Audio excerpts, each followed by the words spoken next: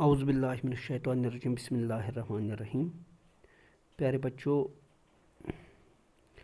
آج ہم آپ کے سامنے آن لائن کلاسز کے سلسلے میں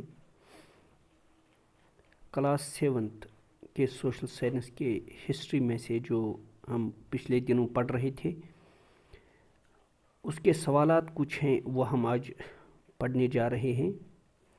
پہلا سوال یہ ہے، which period of history is known as medieval age, یعنی ہسٹری کا وہ کون سا پیریڈ ہے جس کو میڈیول ایج کہا جاتا ہے؟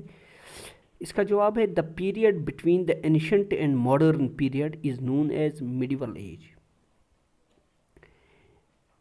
اینشنٹ اور ماڈرن پیریڈ کے درمیان جو ٹائم ہے، جو زمانہ ہے، اس کو میڈیول ایج کہا جاتا ہے، جو which stretches from 8th and 18th century، جو 8ویں صدی سے 18ویں صدی تک مانا جاتا ہے، یعنی 8ویں سے 18ویں صدی تک 10 صدیوں پر یہ مشتمل زمانہ ہے۔ اس کو میڈیول ایج کہا جاتا ہے، 10 صدیوں تک، یعنی جس میں 8ویں صدی سے 18ویں صدی تک۔ دوسرا سوال ہے، name the people who first came to India as traders and later became rulers in middle age۔ وہ کون سے لوگ تھے جو پہلے ہندوستان آئے تاجر بن کر اور بعد میں وہ یہاں مڈل ایج میں یہاں کے حکمران بن گئے؟ اس کا جواب ہے جو ترک لوگ تھے اور مغل خاندان کے لوگ، وہ یہاں پہ تاجر بن کر آئے تھے اور یہاں کے وہ رولر بن گئے، حکمران بن گئے۔ اس کا جواب ہے دا ترکس اینڈ دا مغل۔ تیسرا سوال ہے،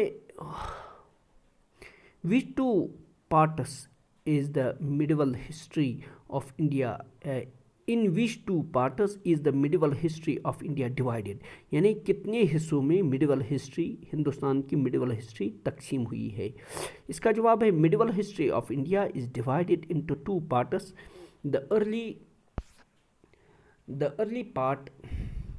early medieval period from 18th to 13th centuries and second is، پہلا جو اس کا حصہ ہے وہ 8ویں سے 13ویں صدی تک ہے، یعنی ایک سنچری 100 سال پر مشتمل ہوتی ہے۔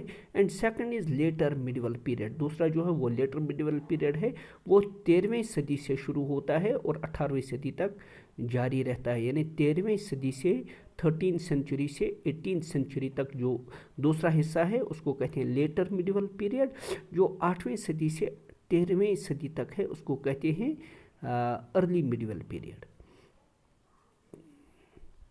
چوتھا کوشچن ہے، what was special features of medieval period for the people of the world، دنیا کے لوگوں کے لیے جو اسپیشل خاص جو خاصیت ہے میڈیول پیریڈ کی، وہ کیا تھی؟